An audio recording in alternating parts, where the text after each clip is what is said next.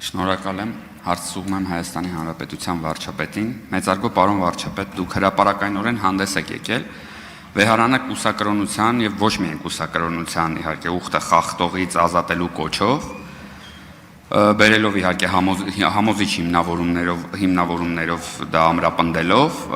հաշվի առնելով որոշ եկեղեցականների կողմից տարիներով իրենց համար ապօրինի ինդուլգենցիա ստեղծելը, եւ իհարկե աջակցելով այս գաղափարին, ես ուզում եի ճշտել, ինչպես եք պատկերացնում իրականացնել այս process, այսինքն ինչպես եք պատկերացնում գործընթացը այս։ Հարցին կպատասխանի վարչապետ Նիկոլ Փաշինյանը։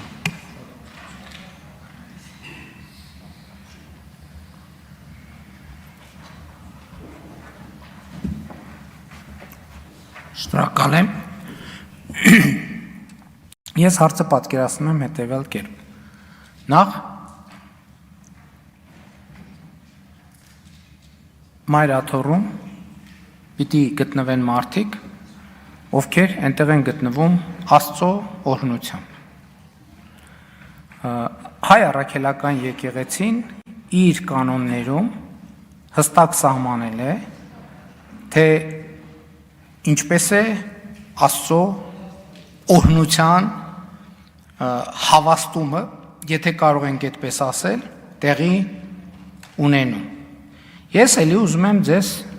հետևյալը մեջբերել, որ յուրաքանչյուր կուսակրոն հոգևորական կուսակրոնությունը ստանձնում է խորանի առաջ ծնկաչոք ստանձնած հետևյալ ուխտով։ Մեջբերում եմ ուխտը։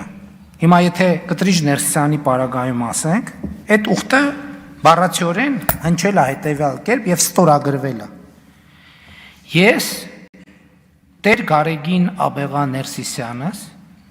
օրհնությամբ Աստծո եւ կամոքն ազգիս հաստատ համոզմամբ հանձն եմ առնում ընդունելու կուսակրոն քահանայության կարգը։ Փրկչի իջման Սուրբ Սեղանի առաջ խոստանում եւ ուխտում եմ։ Խոսքը Մայր աթոռ Սուրբ Էջմիածնի խորանի մասին է։ Առաջին սրբությամբ պահել կուսակրոն քահանայության ուխտս, հավատով ու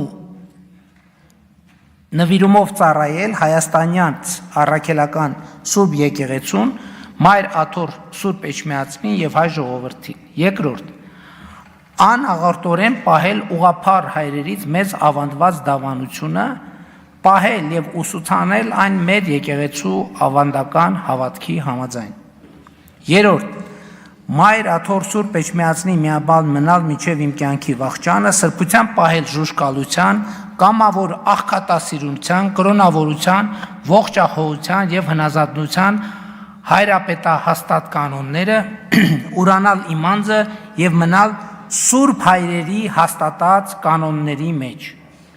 Ապրել առաքինի կյանքով ու պարգևշտ վարքով, անձնուրաց կատարել եկեղեցական պաշտամունքները, ամենայն հնազանդությամբ գործադրել միաբանական ուխտի կանոնները, տևապես հետամուտ լինել իմ հոգևոր կյանքի զարգացմանն ու նվիրվել գիտական, գրական եւ կրթական աշխատանքներին, որքան ներեն իմ կարողությունները։ 5. Լինել հնազանդ ամենայն հայոց հայրապետի հրամաններին, ինձ վստահված պաշտոնները եւ աշխատանքները կատարել սիրով եւ եռանդով։ Որպես երաշխավորություն իմ այս խոստումների ստորագրում եմ սույն ուխտագիրը։